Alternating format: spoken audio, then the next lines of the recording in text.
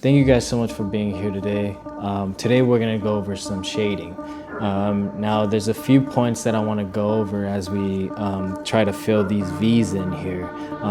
The first point that I wanna make is to maintain a consistent pattern of hand motion, right? So if we're starting off here in this tight corner, I might wanna fill that area in, especially if we're gonna go with something dark, right? We need something dark. We're gonna go slower hand down. We're gonna slow our hand down, and we're gonna start this with a circular motion, so we really pack it in. The whole goal here is to be able to develop a gradient going from black, full black, all the way to our 3 drop on this in this cap here. So what I'm going to do is I'm gonna split up these V's into thirds.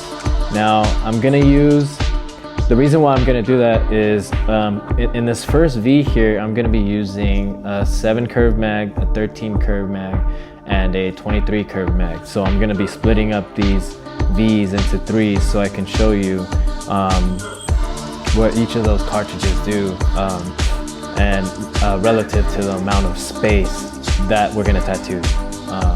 You know, so right here, I'm gonna be using a 7 curve mag in this area. A 7 curve mag, or 7 cm, I don't know if you can see that right there. And then this area, maybe I'll draw here.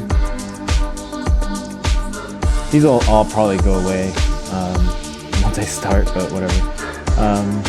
This one, 13 curve mag, 13 cm. And then this whole area right here, I'm gonna use for the 23 curve mag. Okay, let's pull out a nickel's width.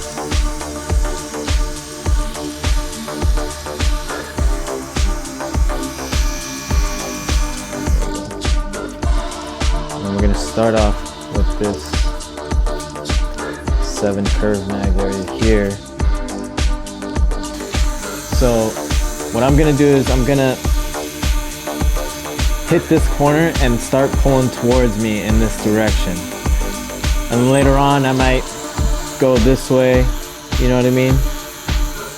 Or this way. But we'll see once I get this part filled up. And this is good practice to like really get the feel of like this threshold of how many strokes it takes to get a certain area filled up, you know what I mean? So this way you kind of practice, and because on real skin, remember, you don't have the luxury of just pulling as many strokes as you want, right? We're dealing with a live canvas that has a certain amount of, that has a threshold of how many strokes you can do before you start tearing up the skin, right? Okay, I'm gonna stop talking. All right, ready to go.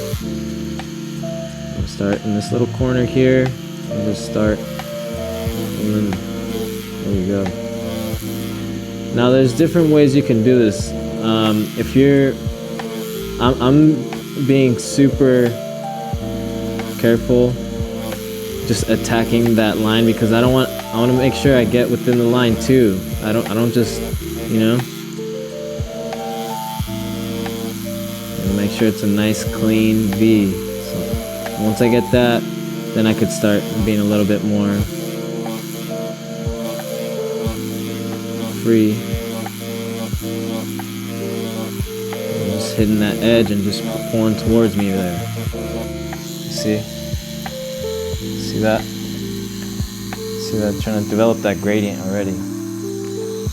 Alright, so now I might go this way. Now there's different ways. Again, this way I'm just gonna, to maintain that clean V right there, that clean edge, I'm gonna start from that edge and start pulling this way.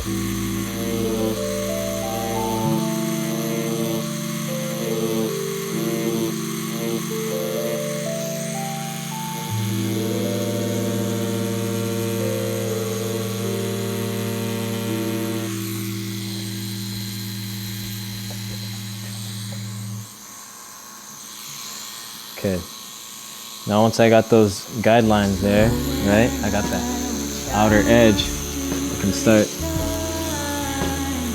getting in and start filling this area in, you know. Remember, that doesn't mean I'm gonna just start, you know, start moving around like this. No. Every stroke has to be calculated. There's a reason why, you know. Every stroke, I'm here, filling this part, just pulling towards me. I'm using that pendulum motion here just to extend this tone here. Just pulling it out.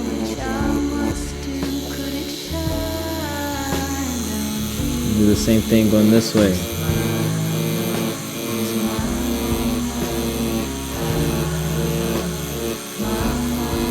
And backhand pulling towards me.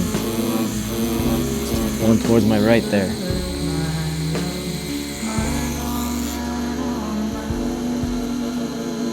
Okay, so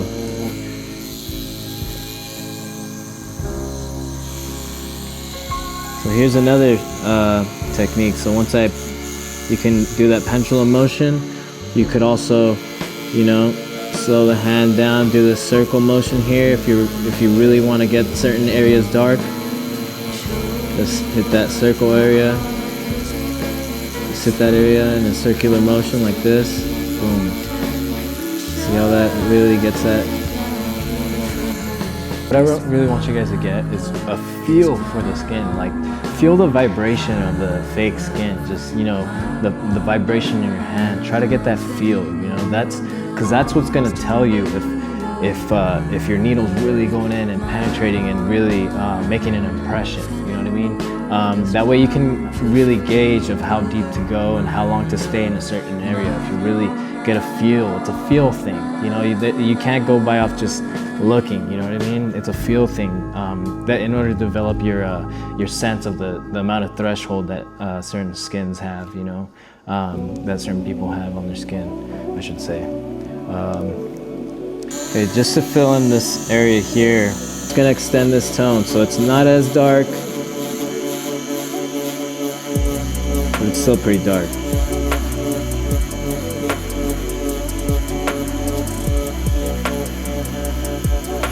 It's the tones just before my mid-tones here.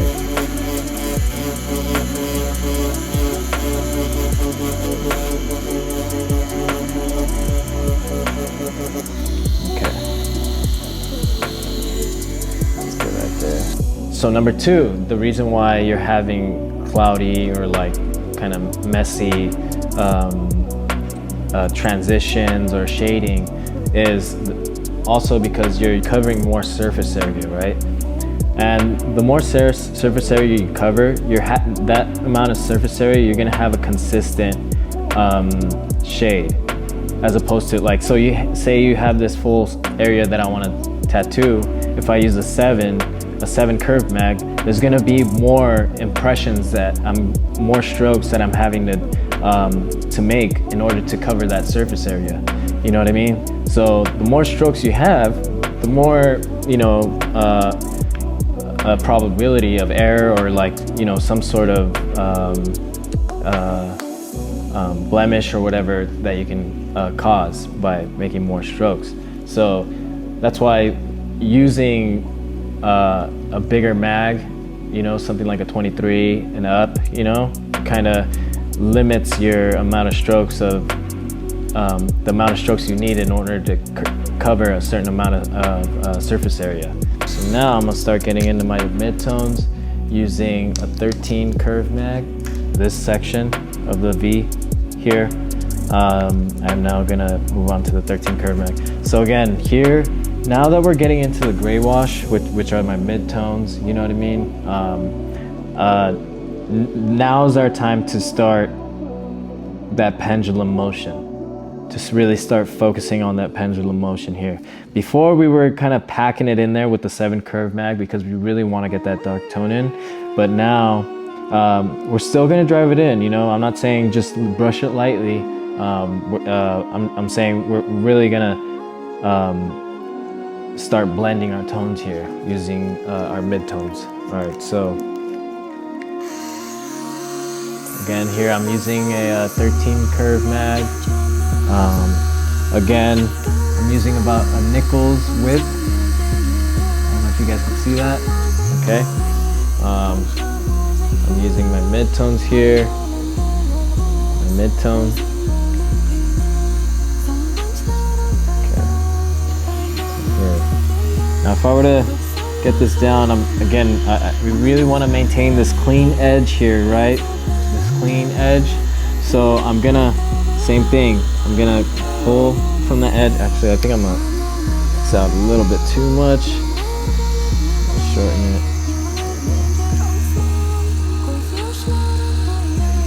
Alright, so we're gonna pull from this edge here.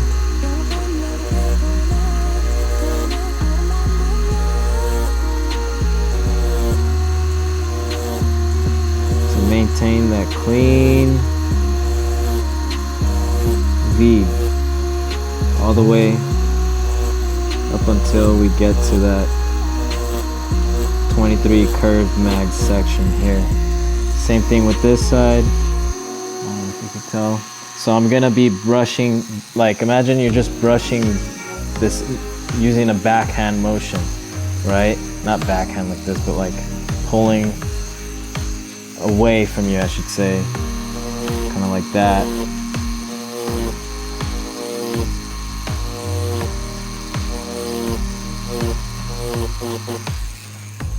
Alright.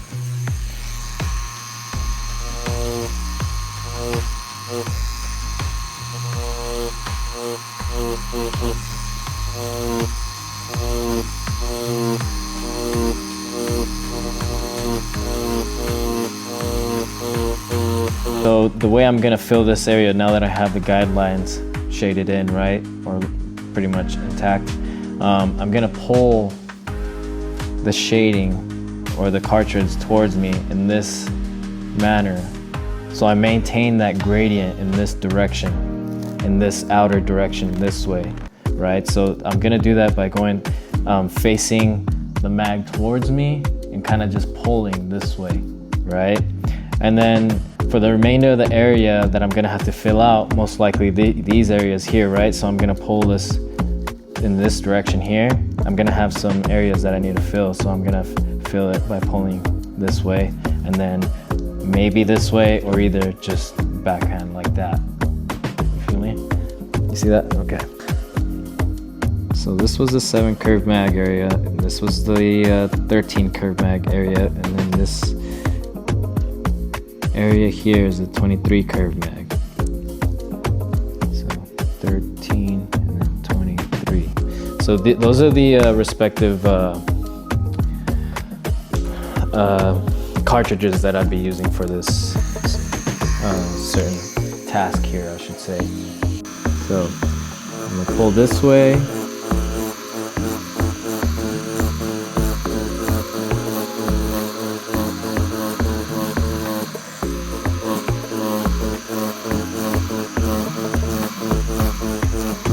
I'm making a pendulum motion. I don't know if you could see that there. Okay.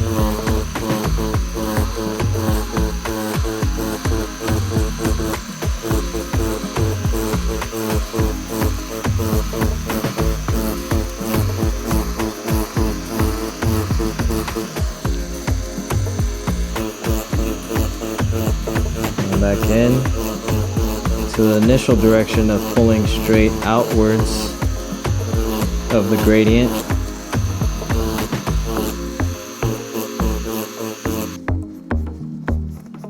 And maybe, so our goal was to create a gradient to the point where you can't tell where it start or where we start or stop within our different cartridges. So you can kind of still tell where this section ends here, 7 mag. So I need to go back in there using the 13 mag and just go back in there for a little bit more until we're unable to distinguish the start and the beginning and the end of these two sections here.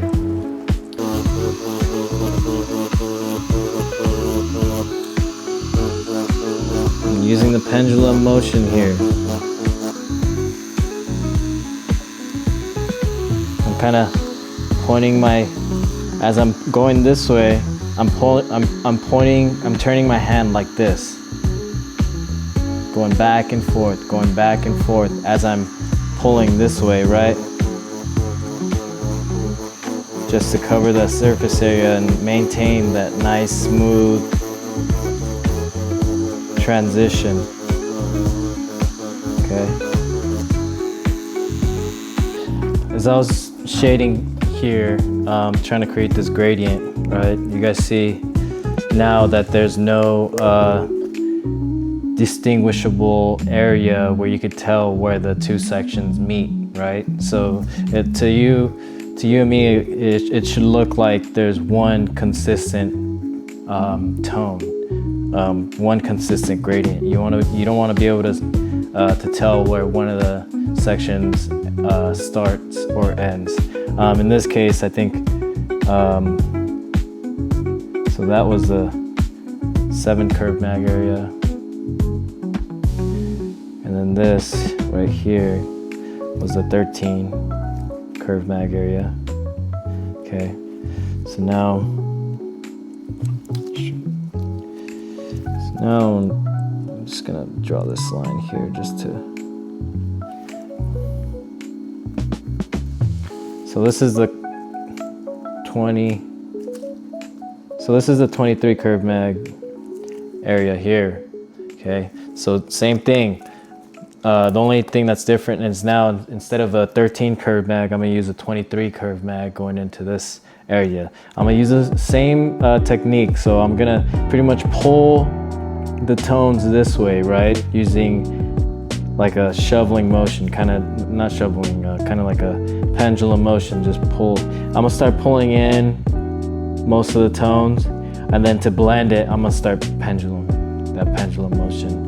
I might pull in from this side first, these two sides, like last time, in order to create those guidelines.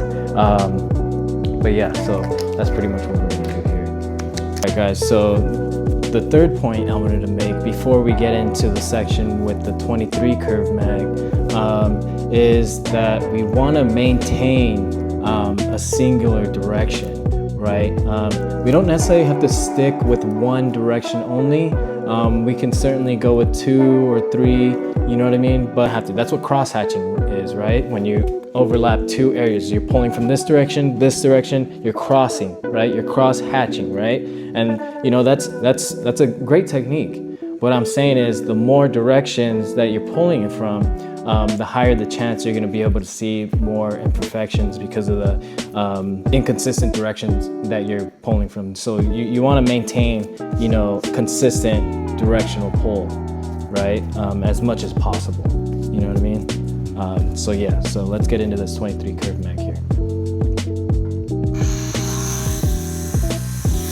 Alright, so I'm just finishing up this little section here. Remember to really just take your time. You really want to take your time, you know? I was moving my hand a little bit too fast there earlier. But again, there's really no secret in order to getting that smooth tone. It's just really just slowing your hand down and really being patient, right? And just kind of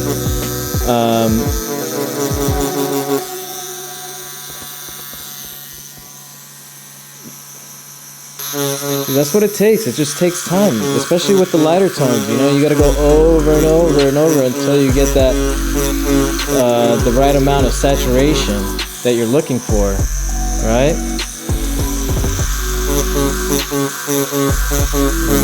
Here. All right. So I'm gonna show you guys this and see what you guys think.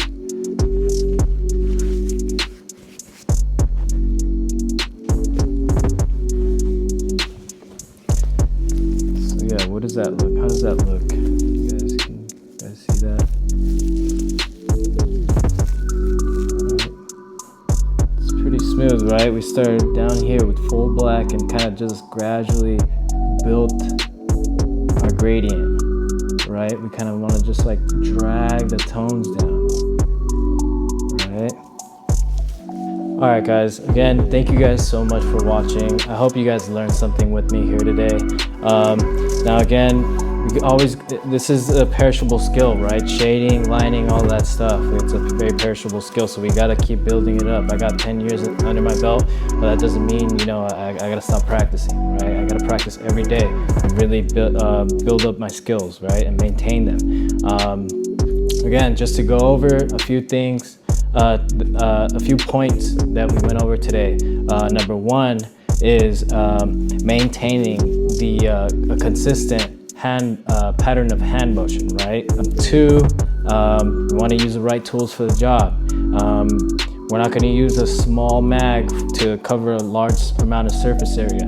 Again, it's doable, but the smaller the mag that you use for the larger surface area, the higher the chance of seeing imperfections and stuff like that.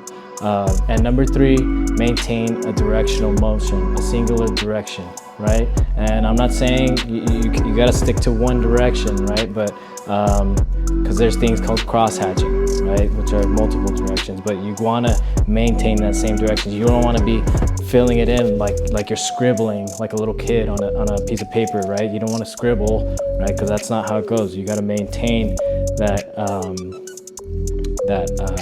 that direction.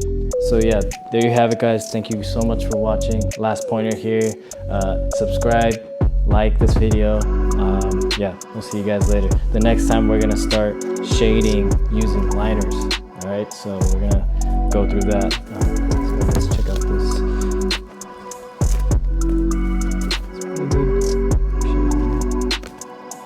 It's pretty smooth there. All right, thank you guys for watching. See you guys.